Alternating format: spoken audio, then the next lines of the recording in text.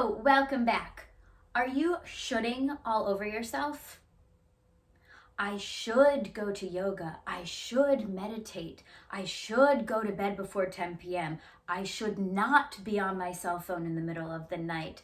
I should be hanging out with this person. I should not be doing this. That is exhausting. Living by this list of shoulds, all of these rules that our mind is telling us is the correct thing to do. Well, let me tell you, I have lived a life of doing all the shoulds, and it really didn't work out so well. For example, I'll start with the conditioning that I have been brought up in. I call it the progression of life.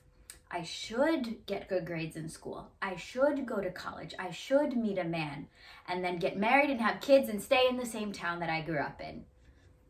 The shoulds, because that's what everyone else did and that's just what you do. And then you end up on autopilot and maybe you're not happy or something feels missing and incomplete, but you did everything that you should do. You followed the order. Well, the order may not be for you, and the order may be based off of an old paradigm. And so if there's things in your life that are stressing you out because you should be doing them and you're not, take a step back and see if you really should be doing them or if your mind is just telling you that you should.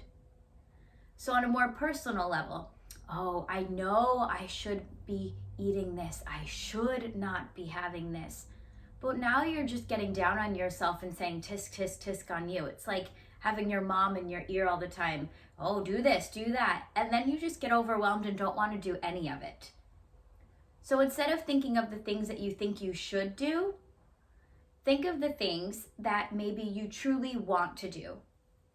So for example, I should meditate. So then you start meditating every single day, but you're just doing it to check it off the list where you're not actively engaged in it. Your mind is still wandering, but it is slightly satisfactory to check things off the list. So you do all the shoulds to make it feel like you've tried. And then when nothing changes, you're like, see, it doesn't work. So you can have an excuse to go back to your old ways and patterns. I've totally been there. I'm not present in the moment. But instead, so maybe sitting and meditating is not a thing for you, but everyone says you should meditate. Well, there's nuances. Meditating doesn't have to be sitting still and closing your eyes. I'm a very mobile human being. I just sat on planes for 40 hours last week, and for someone who doesn't like to sit still, this is a challenge. But you should sit in your seat, they say. No, I get up and move around. I don't do what they should do.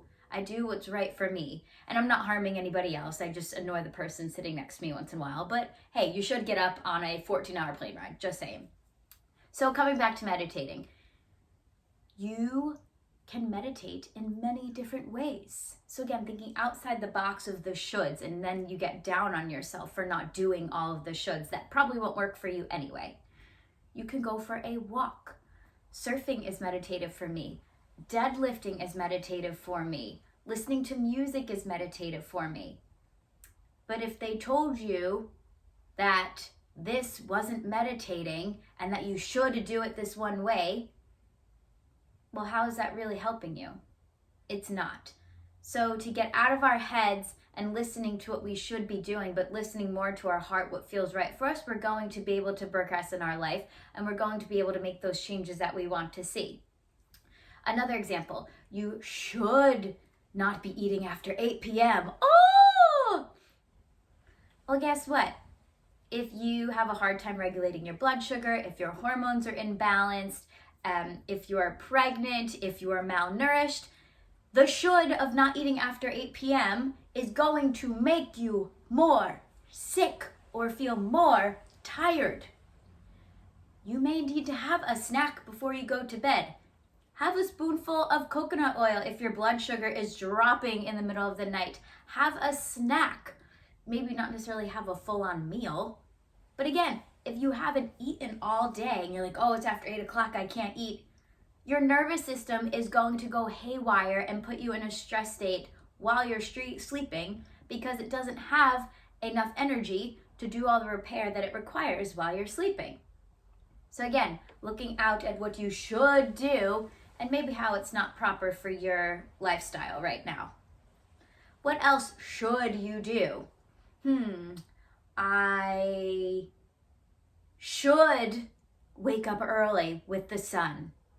I should wake up at 5 a.m. and be part of the 5 a.m. club. Tried it. It was great for about 2 weeks, and it was exhilarating because I felt like I was following a structure and it gave me some guidance for my days. But if I'm not going to bed until 10:30 or 11, and I know for me personally, I need 8.5, 9 hours of sleep, that's going to get old real fast. I'm going to have to leave the 5 a.m. club, but then I'm going to let everybody down, and you should wake up early. That didn't work for me. And now I feel like a loser. I feel like I've failed because I'm not able to follow the shoulds. And then I get down on myself, and now life is awful, and the depression starts coming in. All because of this word, should. And no one else is really telling me to do these things. I put it on myself to agree to these shoulds. And we get caught up in following the rules and doing what everyone else is doing. It's okay to take a step away from all these shoulds and decide what's really right for you. Oh, I know, we say, I know I should be doing this. Well, if you really feel like you should be doing that because it helps you and makes sense for your life, then do it. And if it doesn't work, do something else. It's just that easy. So make a list of things that you think you should do and see if it lines up with your lifestyle and your goals and what you're looking for to maybe improve your health or improve your relationships or make yourself more productive. And if these shoulds do not line up with these goals that you have for yourself, let's get rid of the shoulds and input something actionable that's actually going to allow you to make these changes in your life. So again, if you should be waking up at 5 a.m., but you're going to bed at midnight, not so much. But you're like, but I really do enjoy waking up at 5 a.m. It works for me. Okay, cool. Then go to bed earlier. You see how you can make compromises to make it work for you. Or I should be journaling every day, but every time you go down to journal, you just hate yourself more because you have like 60 other things on your to-do list and you're like, I don't want to be journaling right now. I hate writing, blah, blah, blah. Well, now you've just wasted time because you're not fully focused on the journaling and you haven't completed anything on your to-do list. So pick one and stick with it. Message me in the comments to see what other shoulds do you live by that maybe aren't so effective or proactive for you in improving your health and improving your life. Is there anything else that you think is a should and maybe you need to alter other aspects of your life to make that work for you?